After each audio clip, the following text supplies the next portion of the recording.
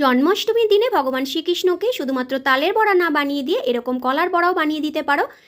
এর জন্য একটা বোলের মধ্যে 4-5টা কাঁঠালি কলা নিয়ে নিয়েছি, নিয়ে নেবো হাফ বাটি সুজি, 1 বাটি ময়দা, তার সাথে দিয়ে দেবো বেশ কিছুটা নারকেল কোড়া, সামান্য একটু মৌরি দিয়ে দেবো, আর এর মধ্যে দিয়ে দেবো স্বাদ মতো চিনি।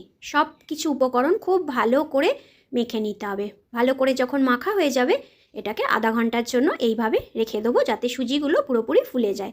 এরপর ভাজার আগে সামান্য একটু খাবার সোডা মিশিয়ে কড়াইয়ের তেলটাকে প্রথমে খুব ভালো করে গরম করে নিতে হবে। তারপর গ্যাসের ফ্লেমটাকে একদম কমিয়ে দিয়ে বড়াগুলোকে ছেড়ে দেবো। হালকা আঁচে বড়াগুলোকে অনেকটা সময় ধরে কিন্তু নেড়ে চেড়ে ভেজে নিতে হবে। গ্যাসের ফ্লেমটাকে কিন্তু প্রথমেই বাড়িয়ে দিলে বড়াগুলো ওপর থেকে পুরো লাল হয়ে যাবে, ভেতরগুলো কাঁচা থেকে যাবে। তো এইভাবে যখন লাল লাল হয়ে আসবে বড়াগুলোকে তুলে নেব। সব বড়া এইভাবে ভেজে নিয়ে জন্মাষ্টমীর দিনে ভগবান শ্রীকৃষ্ণকে কিন্তু অবশ্যই এই কলার বড়া একবার বানিয়ে দিও। আজ এটুকুই, দেখা হবে নতুন কোনো ভিডিওর সাথে। চলো টাটা।